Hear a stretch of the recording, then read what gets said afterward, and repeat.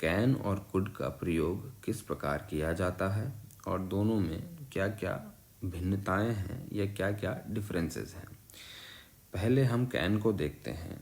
Can को जो बताया गया है टू एक्सप्रेस एबिलिटी, क्षमताओं को एक्सप्रेस करना, विच में बी, जो कि शारीरिक हो सकता है, फिजिकल हो सकता है, मेंटल मानसिक हो सकता है और सरकमस्टांशियल हो सकता है, जैसे परिस्थिति के अनुसार हो सकता है। उदाहरण के तौर पर for example, I can do this work, मैं यह कार्य कर सकता हूँ। अब यहाँ पर शारीरिक क्षमता को दर्शाया गया है। जिस प्रकार आप यदि जिम जाते हैं या आप कोई शारीरिक काम करते हैं, उस कार्य को दर्शाने के लिए इस वाक्य में कैन का उपयोग किया गया है। दूसरा उदाहरण लेते हैं, he can face on any trouble, he can face any trouble, वह कोई भी जो दुविधा है या जो कोई भी उसके सामने चुनौती है उसको फेस कर सकता है।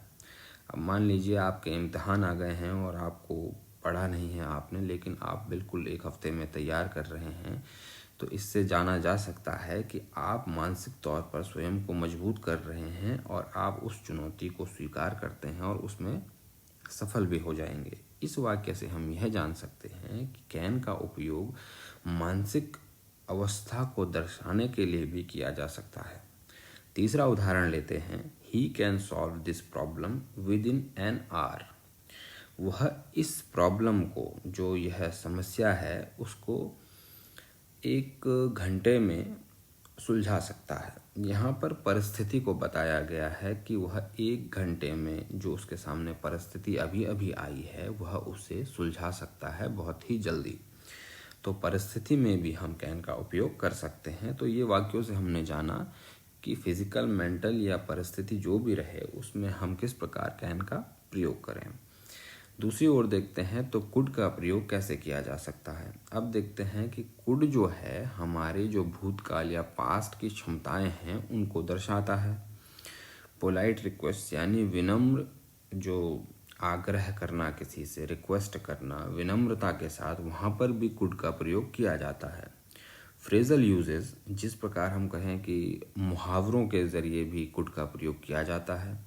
और एबिलिटी इन द प्रेजेंट और future, to express ability in the present और फ्यूचर, वर्तमान और भविष्य में जो क्षमता है करने की, उन वाक्यों में भी हम कुड को प्रयोग में ला सकते हैं।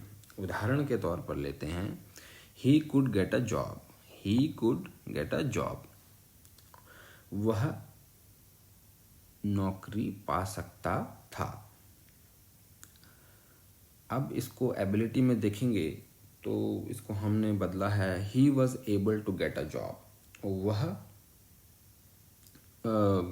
एबिलिटी रखता था उस नौकरी को पाने की। तो एबल टू का प्रयोग हम इसको सिनोनिम या इसके पर्यायवाची से समझ सकते हैं कि कुड का पर्यायवाची यहाँ पर एबल टू है।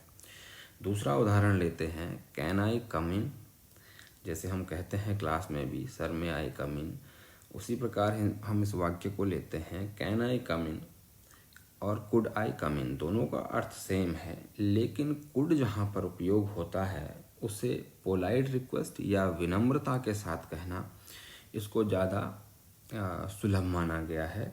तो कुड का प्रयोग यदि हम करते हैं तो वहाँ पर विनम्र भाव आ जाता है।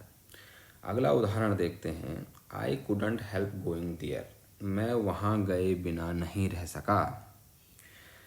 तो कुडंट हेल्प एक मुहावरेदार यहाँ पर जो शब्द है कुड नॉट, जो मॉडल ऑक्सिलरी है जिसका उपयोग हमने किया है, यह मुहावरे के तौर पर लिया गया है।